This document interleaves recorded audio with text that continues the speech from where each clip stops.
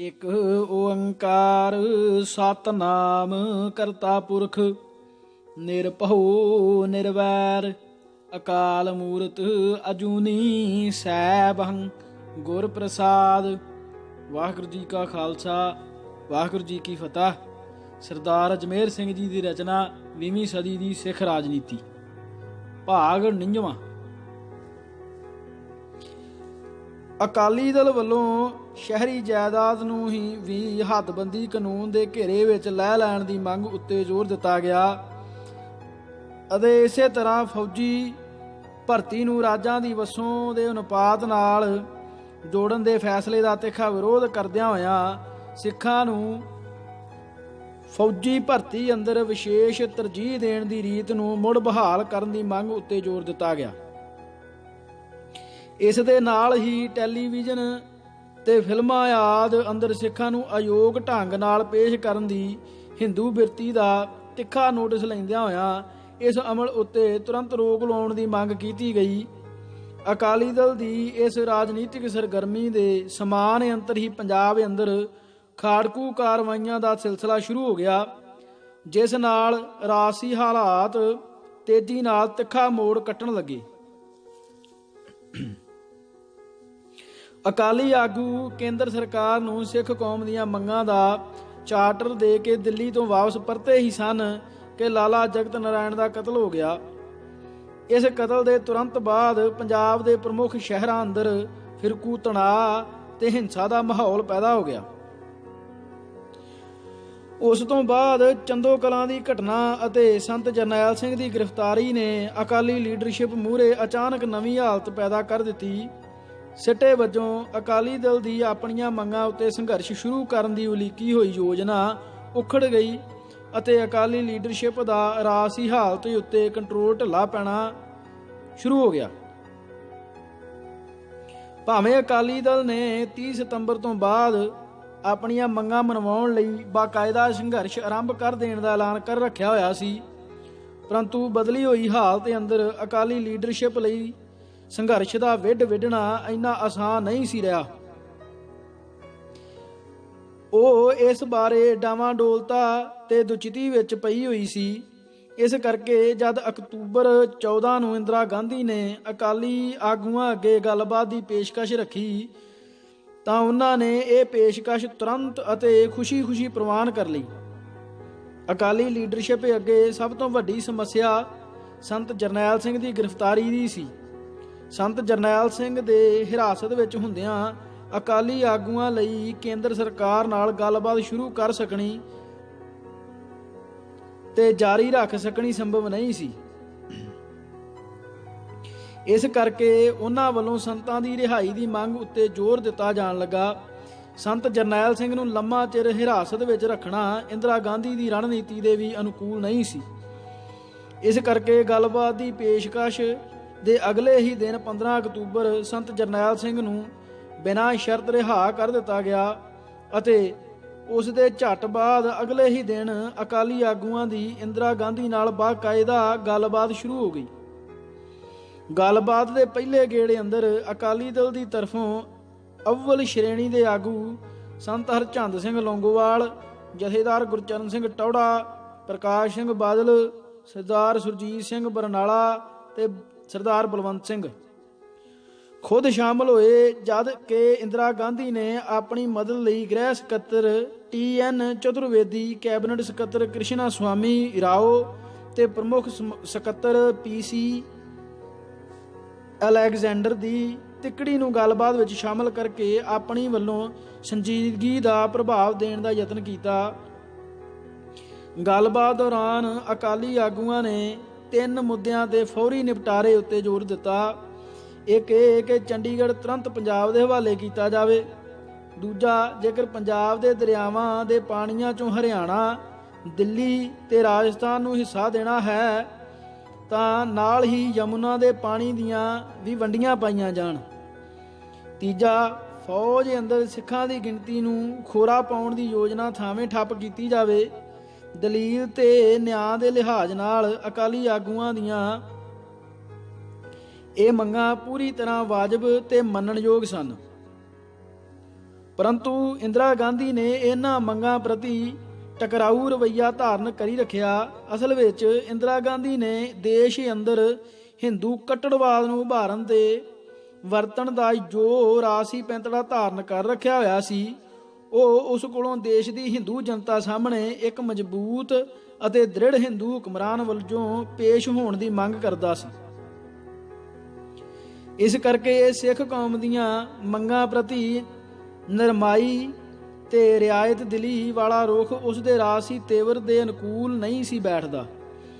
ਅਕਾਲੀ ਆਗੂਆਂ ਨਾਲ ਗੱਲਬਾਤ ਦਾ ਅਡੰਬਰ ਵੀ ਉਸ ਦੀ ਇਸ ਰਾਜਨੀਤਿਕ ਪੈਂਤੜੇਬਾਜ਼ੀ ਦਾ ਹੀ ਹਿੱਸਾ ਸੀ। ਇਸ ਰਾਹੀਂ ਇੱਕ ਤਾਂ ਉਹ ਦੇਸ਼ ਦੀ ਹਿੰਦੂ ਜਨਤਾ ਨੂੰ ਆਪਣੇ ਬਾਰੇ ਅਕਾਲੀ ਆਗੂਆਂ ਮੂਹਰੇ ਸਖਤੀ ਨਾਲ ਡਟੇ ਰਹਿਣ ਦਾ ਪ੍ਰਭਾਵ ਦੇਣਾ ਚਾਹੁੰਦੀ ਸੀ, ਦੂਜਾ ਉਹ ਅਕਾਲੀ ਆਗੂਆਂ ਨੂੰ ਵਾਰਤਾਲਾਪ ਦੇ ਭਰਮ ਜਾਲ ਵਿੱਚ ਫਸਾ ਕੇ ਸੰਘਰਸ਼ ਦੇ ਪੈਂਤੜੇ ਤੋਂ ਉਖਾੜਨਾ ਚਾਹੁੰਦੀ ਸੀ। ਉਸ ਦੀ ਇਹ ਮੰਦਭਾਵਨਾ ਉਦੋਂ ਸਾਫ਼ ਪ੍ਰਗਟ ਹੋ ਗਈ ਜਦ ਉਸਨੇ ਇੱਕ ਪਾਸੇ ਤਾਂ ਅਕਾਲੀ ਆਗੂਆਂ ਨਾਲ ਗੱਲਬਾਤ ਦਾ ਪ੍ਰਪੰਚ ਰਚੀ ਰੱਖਿਆ ਅਤੇ ਦੂਜੇ ਪਾਸੇ ਗੱਲਬਾਤ ਦੇ ਅਮਲ ਦੌਰਾਨ ਹੀ 31 ਦਸੰਬਰ 1981 ਨੂੰ ਦਰਬਾਰਾ ਸਿੰਘ ਉੱਤੇ ਦਬਾਅ ਪਾ ਕੇ ਦਰਿਆਈ ਪਾਣੀਆਂ ਦੀ ਨਿਹੱਕੀ ਵੰਡ ਬਾਰੇ ਪੰਜਾਬ ਦੀ ਸਾਬਕਾ ਅਕਾਲੀ ਜਨਤਾ ਸਰਕਾਰ ਵੱਲੋਂ ਸੁਪਰੀਮ ਕੋਰਟ 'ਚ ਦਾਇਰ ਕੀਤੀ ਉਜ਼ਰਦਾਰੀ ਵਾਪਸ ਲੈਣ ਦੀ ਅਰਜ਼ੀ ਦਵਾ ਦਿੱਤੀ ਅਤੇ ਨਾਲ ਹੀ ਦਰਿਆਈ ਪਾਣੀਆਂ ਦੀ ਵੰਡ ਬਾਰੇ ਆਪਣਾ ਇੱਕ ਹੋਰ ਨਿਹੱਕਾ ਫੈਸਲਾ ਧੱਕੇ ਤੇ ਮਕਾਰੀ ਨਾਲ ਪੰਜਾਬ ਦੇ ਸਿਰ ਉੱਤੇ ਮੜ੍ਹ ਦਿੱਤਾ। ਇਸ ਫੈਸਲੇ ਮੁਤਾਬਕ ਪੰਜਾਬ ਉੱਤੇ 2 ਸਾਲਾਂ ਦੇ ਅੰਦਰ ਅੰਦਰ ਯਾਨੀ ਕਿ 31 ਦਸੰਬਰ 1983 ਤੱਕ ਸਤਲੁਜ ਯਮੁਨਾ ਲਿੰਕ ਨਹਿਰ 'ਚੋਂ ਪਾਣੀ ਵਗਦਾ ਕਰਨ ਦੀ ਸ਼ਰਤ ਮੜ੍ਹ ਦਿੱਤੀ ਗਈ। ਇੰਦਰਾ ਗਾਂਧੀ ਨੇ ਅਕਾਲੀ ਆਗੂਆਂ ਨਾਲ ਆਪਣੀ ਤੀਜੀ ਮੀਟਿੰਗ ਜੋ 5 ਅਪ੍ਰੈਲ 1982 ਨੂੰ ਪਾਰਲੀਮੈਂਟ ਹਾਊਸ ਵਿਖੇ ਹੋਈ ਦੇ ਚੌਥੇ ਹੀ ਦਿਨ 8 ਅਪ੍ਰੈਲ ਕਪੂਰੀ ਵਿਖੇ ਖੁਦ ਟੱਕ ਲਾ ਕੇ ਸਤਲੁਜ ਯਮੁਨਾ ਲਿੰਕ ਨਹਿਰ ਦੀ ਪੁਟਾਈ ਦਾ ਉਦਘਾਟਨ ਕਰ ਦਿੱਤਾ। ਇਸ ਨਾਲ ਉਸਨੇ ਇੱਕ ਤਾਂ ਅਗਲੇ ਹੀ ਮਹੀਨੇ ਹੋਣ ਵਾਲੀਆਂ ਹਰਿਆਣਾ ਵਿਧਾਨ ਸਭਾ ਚੋਣਾਂ ਅੰਦਰ ਆਪਣੀ ਪਾਰਟੀ ਦੀ ਜਿੱਤ ਯਕੀਨੀ ਕਰ ਲਈ, ਦੂਜਾ ਅਕਾਲੀ ਆਗੂਆਂ ਨੂੰ ਜਲੀਲ ਕਰਕੇ ਦੇਸ਼ ਦੇ ਹਿੰਦੂ ਵਰਗ ਅੰਦਰ ਆਪਣੀ ਰਾਜਸੀ ਭਲ ਬਣਾ ਲਈ। ਸੰਘਰਸ਼ ਦਾ ਪ੍ਰੋਗਰਾਮ ਵਾਰ-ਵਾਰ ਮੁਲਤਵੀ ਕਰਦੇ ਆ ਰਹੇ ਅਕਾਲੀ ਆਗੂਆਂ ਨੂੰ ਜਦ ਸਤਲੁਜ ਯਮੁਨਾ ਲਿੰਕ ਨਹਿਰ ਦੀ ਪੁਟਾਈ ਵਿਰੁੱਧ ਅਚਾਨਕ ਲੜਾਈ ਲੜਨੀ ਪੈ ਗਈ ਤਾਂ ਉਹਨਾਂ ਨੂੰ ਅੰਦੋਲਨ ਲਈ ਲੋੜੀਂਦੀ ਜਨਤਕ ਹਮਾਇਤ ਜਟਾਉਣੀ ਦੋਬਰ ਹੋ ਗਈ। ਅਕਾਲੀ ਦਲ ਨੇ 8 ਅਪ੍ਰੈਲ ਤੋਂ ਹਰ ਰੋਜ਼ ਕਪੂਰੀ ਵਿਖੇ ਗ੍ਰਿਫਤਾਰੀਆਂ ਦੇਣ ਲਈ ਜਥੇ ਭੇਜਣ ਦਾ ਪ੍ਰੋਗਰਾਮ ਬਣਾਇਆ, ਪਰ ਸਿੱਖ ਜਨਤਾ ਨੇ ਇਸ ਪ੍ਰਤੀ ਬਹੁਤਾ ਉਤਸ਼ਾਹੀ ਹੁੰਗਾਰਾ ਨਾ ਭਰਿਆ।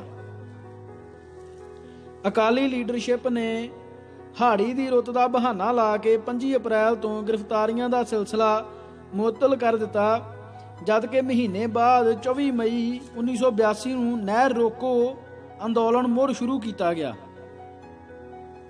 ਤਾਂ ਸਿੱਖ ਜਨਤਾ ਨੇ ਇਸ ਵਿੱਚ ਫਿਰ ਕੋਈ ਜ਼ਿਆਦਾ ਗਰਮਜੋਸ਼ੀ ਨਾ ਦਿਖਾਈ। ਸਿੱਖ ਜਨਤਾ ਦੇ ਇਸ ਮੱਠੇ ਹੁੰਗਾਰੇ ਦੀ ਅਸਲੀ ਵਜ੍ਹਾ ਹਾੜੀ ਦੇ ਰੁਝੇਵੇਂ ਨਹੀਂ ਸਨ। ਅਸਲ ਗੱਲ ਇਹ ਸੀ ਕਿ ਉਸ ਵੇਲੇ ਤੱਕ ਪੰਜਾਬ ਦੇ ਸਮਾਜੀ ਤੇ ਰਾਜਸੀ ਮਾਹੌਲ ਅੰਦਰ ਵੱਡਾ ਬਦਲਾਅ ਆ ਚੁੱਕਾ ਸੀ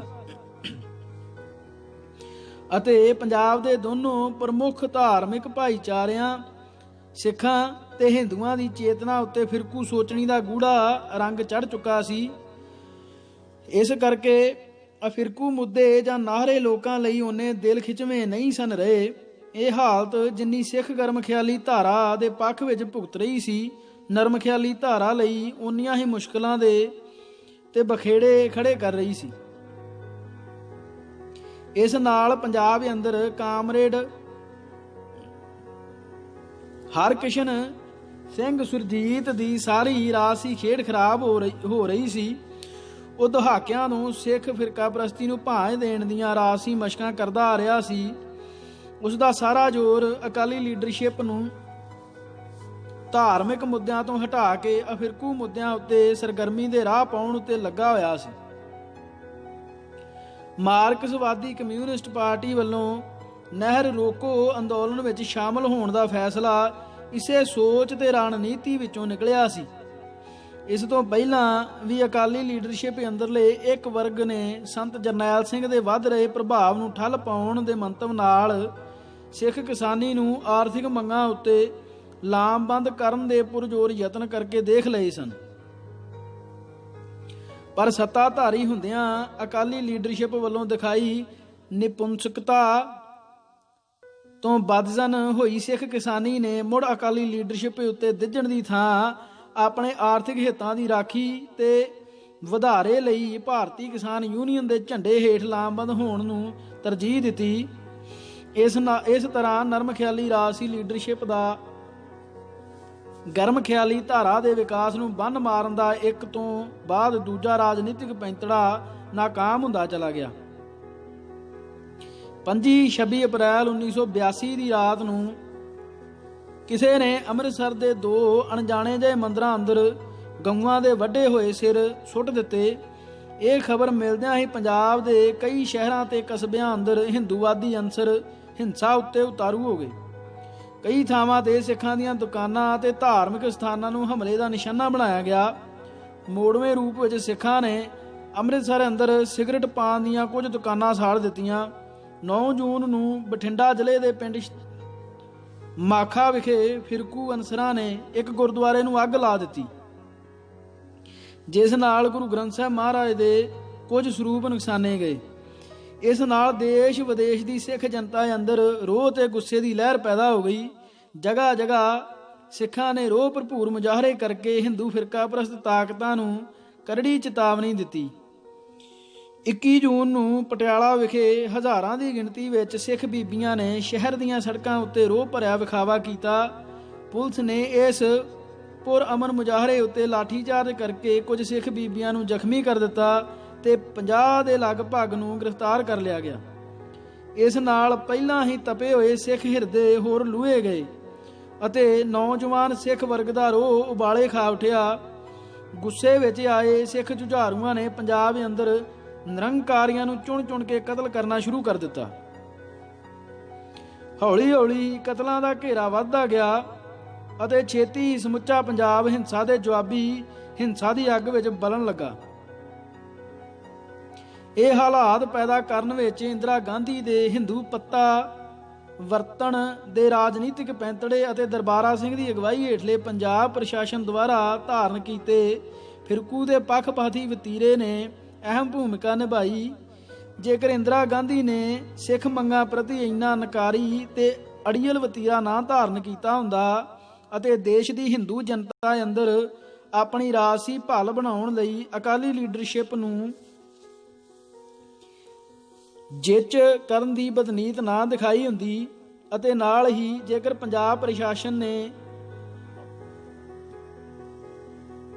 ਰਾਜਸੀ ਹਾਲਾਤ ਨਾਲ ਨਿਪਟਣ ਸਮੇਂ ਇਨਸਾਫ ਤੇ ਦਿਆਨਤਦਾਰੀ ਤੋਂ ਕੰਮ ਲਿਆ ਹੁੰਦਾ ਤਾਂ ਪੰਜਾਬ ਦੇ ਸਮਾਜੀ ਤੇ ਰਾਜਸੀ ਜੀਵਨ ਅੰਦਰ ਫਿਰਕੂ ਨਫ਼ਰਤ ਤੇ ਹਿੰਸਾ ਦਾ ਇੰਨਾ ਬੋਲਬਾਲਾ ਨਹੀਂ ਸੀ ਹੋਣਾ।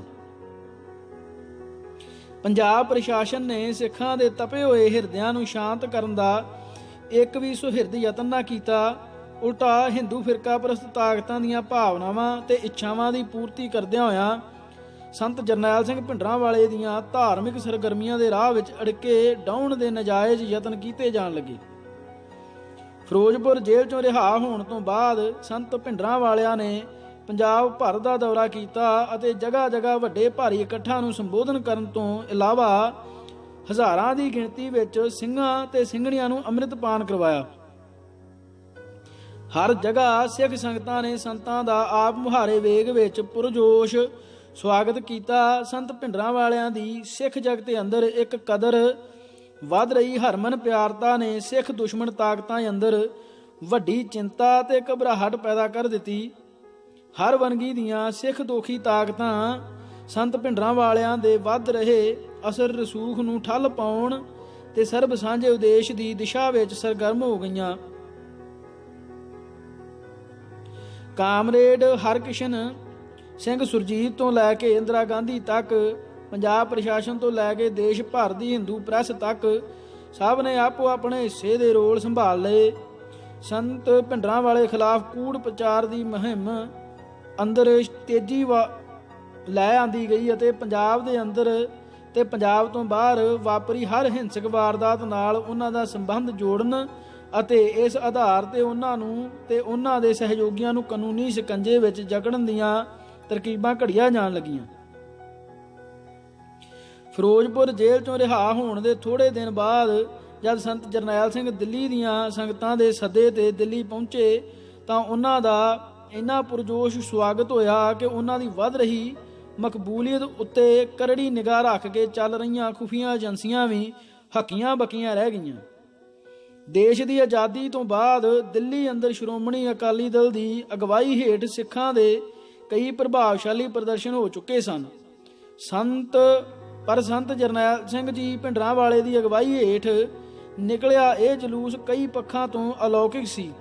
ਬੱਸਾਂ, ਟਰੱਕਾਂ ਤੇ ਕਾਰਾਂ ਦਾ ਲੰਮਾ ਕਾਫਲਾ ਜਿੱਧਰ ਵੀ ਲੰਘਦਾ ਦਰਸ਼ਕਾਂ ਦੇ ਮਨੋਭਾਵਾਂ ਅੰਦਰ ਤਰਥੱਲ ਪਾਉਂਦਾ ਜਾਂਦਾ ਸੀ। ਸਿੱਖਾਂ ਤੇ ਗੈਰ ਸਿੱਖਾਂ ਦੋਨਾਂ ਹੀ ਵਰਗਾਂ ਦੇ ਲੋਕਾਂ ਦੀ ਖਿੱਚ ਦਾ ਕੇਂਦਰ ਬਿੰਦੂ ਸੰਤ ਜਰਨੈਲ ਸਿੰਘ ਭਿੰਡਰਾਂਵਾਲਾ ਸੀ। ਬੱਸ ਦੀ ਖੁੱਲੀ ਛੱਤ ਉੱਪਰ ਬੈਠੇ ਦਮਦਮੀ ਟਕਸਾਲ ਦੇ ਸ਼ਸਤਰਧਾਰੀ ਸਿੰਘਾਂ ਦੀ ਝਾਕੀ ਬਹੁ ਗਿਣਤੀ ਦੇ ਛਪੇ ਹੇਠ ਰਹਿ ਰਹੀ ਦਿੱਲੀ ਦੀ ਸਿੱਖ ਜਨਤਾ ਦੇ ਮਨਾਂ ਉੱਤੇ ਉਤਸ਼ਾਹੀ ਪ੍ਰਭਾਵ ਛੱਡ ਰਹੀ ਸੀ। ਦੇਸ਼ ਦੀ ਰਾਜਧਾਨੀ ਅੰਦਰ ਸਿੱਖ ਤਾਕਤ ਦਾ ਅਜਿਹਾ ਲਲਕਾਰ ਭਰਿਆ ਵਿਖਾਵਾ ਇਸ ਤੋਂ ਪਹਿਲਾਂ ਕਦੇ ਦੇਖਣ ਨੂੰ ਨਹੀਂ ਸੀ ਮਿਲਿਆ। ਦਿੱਲੀ ਦੀਆਂ ਸਿੱਖ ਸੰਗਤਾਂ ਦੁਆਰਾ ਦਿਖਾਏ ਜੋਸ਼ ਤੇ ਉਤਸ਼ਾਹ ਤੋਂ ਸ਼ਹਿਰੀ ਸਿੱਖ ਵਰਗ ਦੇ ਰੌਂ ਅੰਦਰ ਵਾਪਰ ਰਹੀ ਵੱਡੀ ਤਬਦੀਲੀ ਦਾ ਸਾਫ਼ ਸੰਕੇਤ ਮਿਲਦਾ ਸੀ। 60ਵਿਆਂ 'ਚ ਅਕਾਲੀ ਦਲ ਤੇ ਸਿੱਖ ਰਾਜਨੀਤੀ ਅੰਦਰ ਧਨਾੜ ਪੇਂਡੂ ਸਿੱਖ ਵਰਗ ਦੀ ਚੌਧਰ ਸਥਾਪਿਤ ਹੋ ਜਾਣ ਨਾਲ ਸ਼ਹਿਰੀ ਸਿੱਖ ਵਰਗ ਅੰਦਰ ਇੱਕ ਉਦਾਸੀਨਤਾ ਜਿਹੀ ਆ ਗਈ ਸੀ। ਦਰਕਿਨਾਰ ਕਰ ਦਿੱਤੇ ਜਾਣ ਦੇ ਅਹਿਸਾਸ ਨੇ ਉਸ ਅੰਦਰ ਅਕਾਲੀ ਰਾਜਨੀਤੀ ਤੋਂ ਬੇਮੁਖ ਹੋ ਜਾਣ ਅਤੇ ਨਿੱਜੀ ਤੇ ਸਮੂਹਕ ਪੱਧਰ ਉੱਤੇ ਰਾਜ ਸੱਤਾ ਕੋਲੋਂ ਛੋਟੇ ਵੱਡੇ ਫਾਇਦੇ ਹਾਸਲ ਕਰਨ ਲਈ ਦਿੱਲੀ ਦਰਬਾਰ ਨਾਲ ਕਰੀਬੀ ਸਾਂਝਾਂ ਗੰਢਣ ਦੀ ਸੋਚ ਤੇ ਰੁਚੀ ਨੂੰ ਤਕੜਾ ਬਲ ਮੁਹੱਈਆ ਕਰ ਦਿੱਤਾ ਸੀ।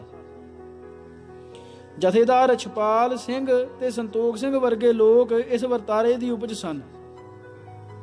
ਸਿੱਖ ਰਾਜਨੀਤੀ ਅੰਦਰ ਸੰਤ ਜਰਨੈਲ ਸਿੰਘ ਭਿੰਡਰਾਂਵਾਲੇ ਦੀ ਆਮਦ ਨੇ ਅਕਾਲੀ ਲੀਡਰਸ਼ਿਪ ਤੋਂ ਬਦਜਨ ਤੇ ਬੇਆਸ ਹੋਏ ਸ਼ਹਿਰੀ ਸਿੱਖ ਹਲਕਿਆਂ ਅੰਦਰ ਨਵੇਂ ਸਿਰਿਓਂ ਰਾਜਸੀ ਉਮੀਦ ਤੇ ਉਤਸ਼ਾਹ ਪੈਦਾ ਕਰ ਦਿੱਤਾ ਅਤੇ ਉਹਨਾਂ ਅੰਦਰ ਭਾਰਤੀ ਹਾਕਮਾਂ ਦੀ ਅਧੀਨਗੀ ਦੇ ਤੇ ਮੁਹਤਾਜਗੀ ਦੀ ਲਾਹਨਤ ਤੋਂ ਸੁਰਖਰੂ ਹੋਣ ਦਾ ਬਲ ਤੇ ਸਾਹਸ ਪੈਦਾ ਹੋਣ ਲੱਗਾ।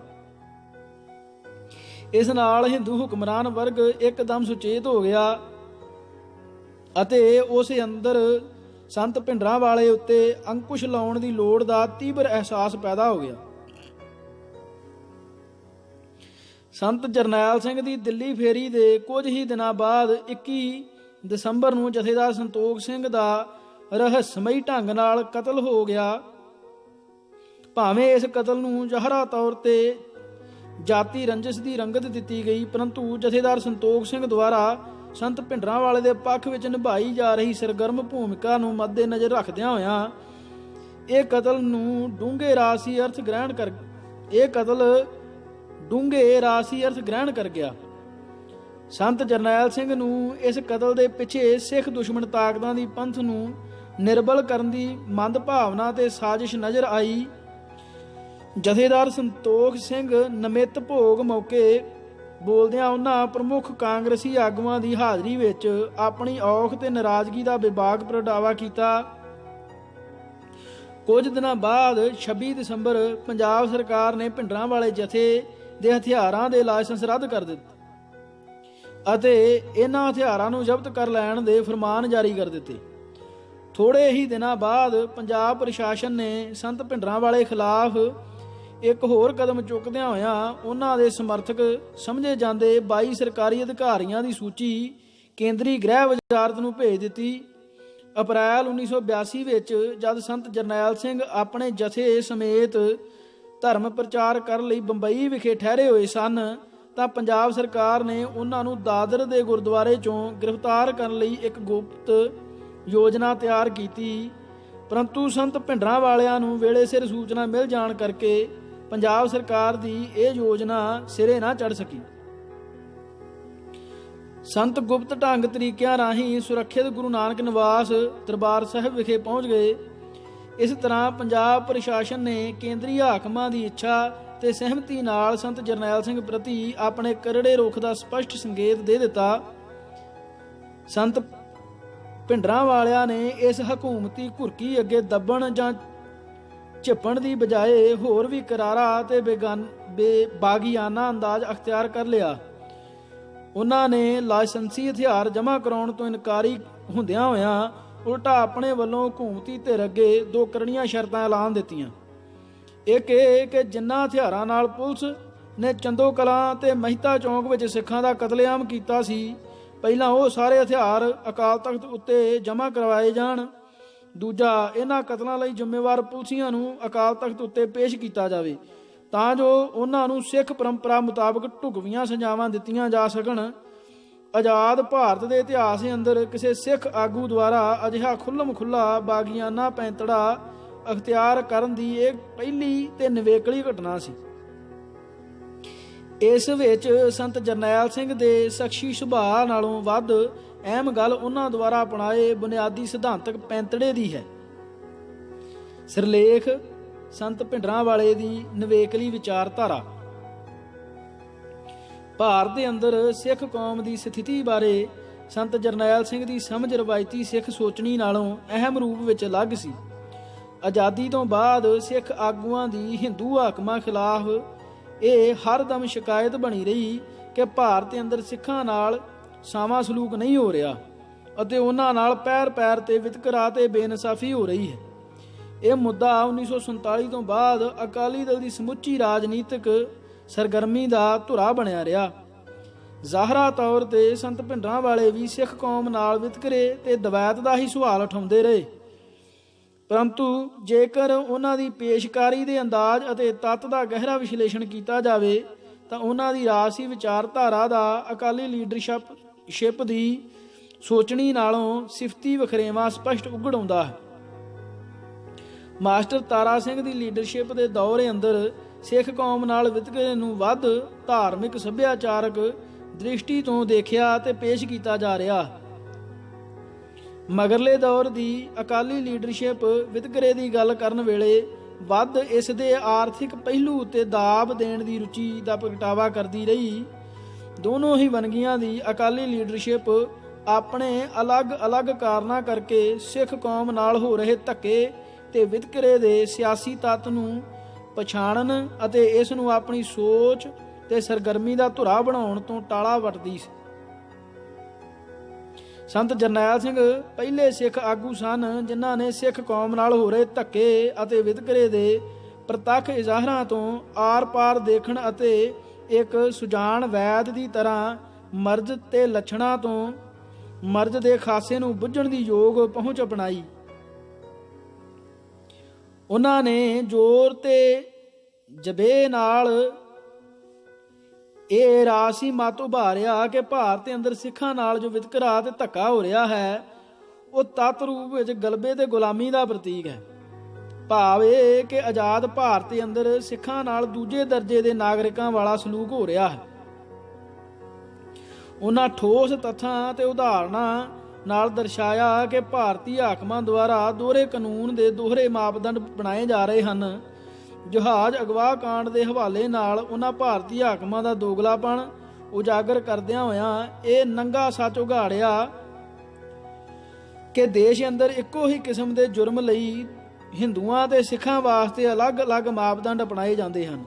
ਅਰਥਾਤ 1977 ਵਿੱਚ ਉੱਤਰ ਪ੍ਰਦੇਸ਼ ਦੇ ਜਿਨ੍ਹਾਂ ਦੋ ਪਾਂਡੇ ਭਰਾਵਾਂ ਨੇ ਇੰਦਰਾ ਗਾਂਧੀ ਦੀ ਰਿਹਾਈ ਵਾਸਤੇ ਜਹਾਜ਼ ਅਗਵਾ ਕੀਤਾ ਸੀ ਉਹਨਾਂ ਨੂੰ ਬਾਅਦ ਵਿੱਚ ਇਨਾਮ ਦੇ ਤੌਰ ਤੇ ਵਿਧਾਨ ਸਭਾ ਦੀਆਂ ਮੈਂਬਰੀਆਂ ਨਾਲ ਨਿਵਾਜਿਆ ਗਿਆ, ਪਰੰਤੂ ਜਿਨ੍ਹਾਂ ਸਿੰਘਾਂ ਨੇ ਸਤੰਬਰ 1981 ਵਿੱਚ ਸੰਤ ਜਰਨੈਲ ਸਿੰਘ ਦੀ ਰਿਹਾਈ ਲਈ ਜਹਾਜ਼ ਅਗਵਾ ਕੀਤਾ ਉਹਨਾਂ ਨੂੰ ਦੇਸ਼ ਦੇ ਦੁਸ਼ਮਣ ਗਰਦਾਨਿਆ ਗਿਆ ਅਤੇ ਅਗਸਤ 1982 ਵਿੱਚ ਜੋਧਪੁਰ ਤੋਂ ਬੋਇੰਗ 737 ਨਾਂ ਦੇ ਜਹਾਜ਼ ਨੂੰ ਅਗਵਾ ਕਰਨ ਵਾਲੇ ਇੱਕ ਸਿੰਘ ਮਨਜੀਤ ਸਿੰਘ ਉਰਫ ਮੁਸੀਬਤ ਸਿੰਘ ਨੂੰ ਰਾਜਾ ਸਾਂਸੀ ਹਵਾਈ ਅੱਡੇ ਉੱਤੇ ਗੋਲੀ ਮਾਰ ਕੇ ਹਲਾਕ ਕਰ ਦਿੱਤਾ ਗਿਆ।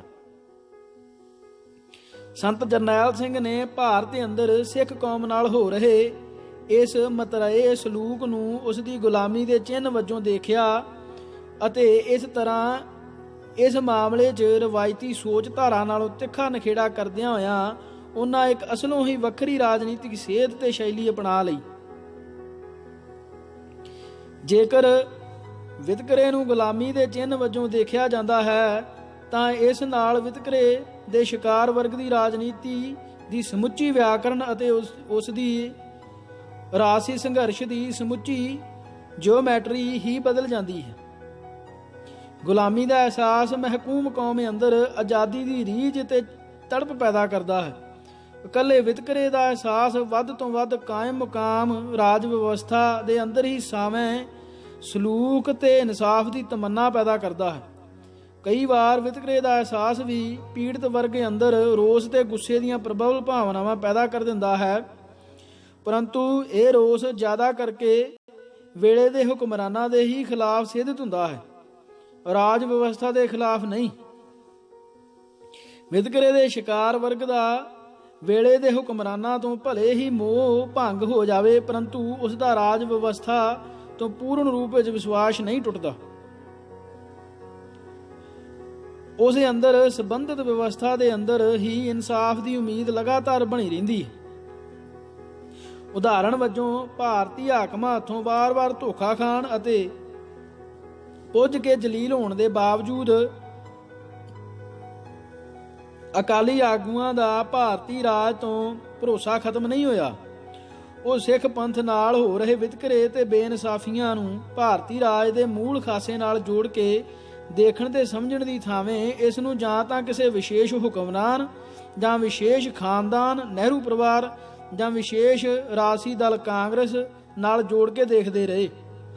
ਸਿੱਟੇ ਵਜੋਂ ਕਦੇ ਉਹ ਕਾਂਗਰਸ ਪਾਰਟੀ ਦੇ ਅੰਦਰ ਹੀ ਚੰਗੇ ਤੇ ਮਾੜੇ ਤੱਤਾਂ ਵਿਚਕਾਰ ਨਖੇੜਾ ਕਰਨ ਦੀਆਂ ਫਜ਼ੂਲ ਮਸ਼ਕਾਂ ਕਰਦੇ ਰਹੇ, ਕਦੇ ਸਮੁੱਚੀ ਕਾਂਗਰਸ ਲੀਡਰਸ਼ਿਪ ਤੋਂ ਬਦਜਨ ਹੋ ਕੇ ਵਿਰੋਧੀ ਪਾਰਟੀਆਂ ਕੋਲੋਂ ਸਿੱਖ ਕੌਮ ਦੇ ਭਲੇ ਦੀਆਂ ਬੇਬੁਨਿਆਦ ਉਮੀਦਾਂ ਪਾਲਦੇ ਰਹੇ, ਕਦੇ ਸਮੁੱਚੇ ਹਿੰਦੂ ਰਾਜਸੀ ਵਰਗ ਤੋਂ ਨਿਰਾਸ਼ ਅਤੇ ਬੇਆਸ ਹੋ ਕੇ ਦੇਸ਼ ਦੇ ਕਾਨੂੰਨ ਤੇ ਨਿਆਂਪਾਲਕਾਂ ਹੱਥੋਂ ਇਨਸਾਫ ਦੀ ਉਮੀਦ ਤੇ ਤਿਣਕੇ ਦਾ ਸਹਾਰਾ ਤੱਕਦੇ ਰਹੇ।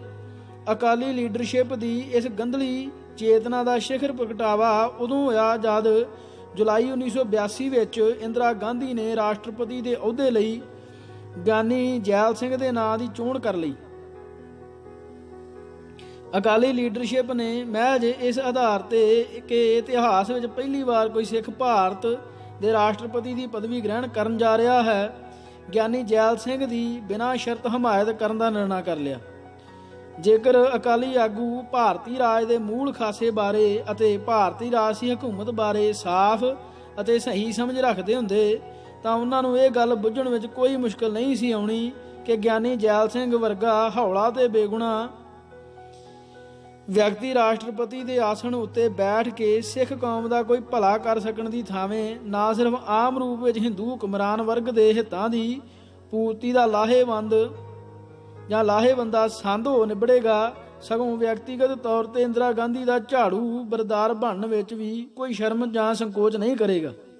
ਹੋਇਆ ਵੀ ਇੰਝ ਹੀ, ਜਿਸ ਸਦਕਾ ਸਾਰੀ ਸਿੱਖ ਕੌਮ ਨੂੰ ਵੱਡੀ ਨਮੋਸ਼ੀ ਝੱਲਣੀ ਪਈ। ਭਾਰਤੀ ਰਾਜ ਦੇ ਹਕੀਕੀ ਖਾਸੇ ਬਾਰੇ ਅਕਾਲੀ ਲੀਡਰਸ਼ਿਪ ਦੀ ਅਸਪਸ਼ਟ ਅਤੇ ਗਰਮਗ੍ਰਸੀ ਸਮਝ ਉਸ ਦੇ ਲਈ ਅਤੇ ਉਸ ਨਾਲੋਂ ਵੀ ਵੱਧ ਸਿੱਖ ਕੌਮ ਲਈ ਇੱਕ ਵੱਡਾ ਰਾਜਨੀਤਿਕ ਸ਼ਰਾਪ ਹੋ ਗੁਜ਼ਰਿਆ। ਅਕਾਲੀ ਆਗੂ ਇਨਸਾਫ ਹਾਸਲ ਕਰਨ ਲਈ ਇੱਕ ਤੋਂ ਬਾਅਦ ਦੂਜੀ ਲੜਾਈ ਵਿੱਢਦੇ ਰਹੇ, ਪਰ ਇਨਸਾਫ ਉਹਨਾਂ ਲਈ ਮਿਰਗ ਤ੍ਰਿਸ਼ਨਾ ਬਣਿਆ ਰਿਹਾ। ਉਹਨਾਂ ਨੂੰ ਵਾਰ-ਵਾਰ ਕੌੜੇ ਅਨੁਭਵਾਂ ਦਾ ਸਵਾਦ ਚਖਣਾ ਪੈਂਦਾ ਰਿਹਾ, ਪਰੰਤੂ ਆਪਣੀ ਵਜੂਦ ਸਮੋਈ ਸਿਧਾਂਤਕ ਕਮਜ਼ੋਰੀ ਦੀ ਵਜ੍ਹਾ ਕਰਕੇ ਉਹ ਇਹਨਾਂ ਕੌੜੇ ਅਨੁਭਵਾਂ ਵਿੱਚੋਂ ਕਦੇ ਵੀ ਯੋਗ ਸਬਕ ਗ੍ਰਹਿਣ ਕਰਨ ਦੇ ਸਮਰੱਥ ਨਾ ਹੋ ਸਕੇ। ਇਸ ਸਿਧਾਂਤਕ ਜ਼ਹਿਮਤ ਤੋਂ ਸੁਰਖਰੂ ਹੋਣਾ ਸੰਤ ਜਰਨੈਲ ਸਿੰਘ ਭਿੰਡਰਾਂਵਾਲੇ ਦਾ ਸ੍ਰੇਸ਼ਟ ਗੁਣ ਹੋ ਨਿਬੜਿਆ। ਅਕਾਲੀ ਆਗੂਆਂ ਦੇ ਉਲਟ ਸੰਤ ਭਿੰਡਰਾਂਵਾਲਿਆਂ ਨੇ ਸੰਘਰਸ਼ ਦੇ ਅਮਲ ਦੌਰਾਨ ਵਾਪਰੀ ਹਰ ਅਹਿਮ ਘਟਨਾ ਚੋਂ ਯੋਗ ਸਬਕ ਗ੍ਰਹਿਣ ਕਰਨ ਅਤੇ ਇਸ ਨੂੰ ਸਿੱਖ ਕੌਮ ਦੀ ਸਮੂਹਕ ਚੇਤਨਾ ਦਾ ਅੰਗ ਬਣਾਉਣ ਦੀ ਸੇਧ ਅਖਤਿਆਰ ਕੀਤੀ। ਸਿੱਟੇ ਵਜੋਂ ਜਿੱਥੇ ਅਕਾਲੀ ਲੀਡਰਸ਼ਿਪ ਸੰਘਰਸ਼ ਦੇ ਅਮਲ ਦੌਰਾਨ ਪੈਰ ਤੇ ਥਿੜਕਦੇ ਅਤੇ ਸਹੇੜੀਆਂ ਦੁਵਿਧਾਵਾਂ ਤੇ ਉਲਝਣਾਂ ਵਿੱਚ ਫਸਦੇ ਰਹੇ, ਉਥੇ ਸੰਤ ਜਰਨੈਲ ਸਿੰਘ ਵੱਲੋਂ ਹਰ ਮੋੜ ਤੇ ਹਰ ਜੋੜ ਉੱਤੇ ਸਪਸ਼ਟਤਾ ਤੇ ਅਡੋਲਤਾ ਦਾ ਪ੍ਰਗਟਾਵਾ ਕੀਤਾ ਜਾਂਦਾ ਰਿਹਾ। ਲੜਾਈ ਨੂੰ ਕਾਰਗਰ ਤਰੀਕੇ ਨਾਲ ਲੜਨ ਲਈ ਦੋ ਗੱਲਾਂ ਬਾਰੇ ਸਪਸ਼ਟਤਾ ਜ਼ਰੂਰੀ ਹੁੰਦੀ ਹੈ। ਇੱਕ, ਲੜਾਈ ਲੜਨੀ ਕਾਹਦੇ ਵਾਸਤੇ ਹੈ ਅਤੇ ਦੂਜਾ, ਲੜਨੀ ਕਿਹਦੇ ਖਿਲਾਫ ਹੈ। ਇਸ ਭਾਗ ਲਈ ਇਹਨਾਂ ਵਾਹਿਗੁਰੂ ਜੀ ਕਾ ਖਾਲਸਾ, ਵਾਹਿਗੁਰੂ ਜੀ ਕੀ ਫਤਿਹ।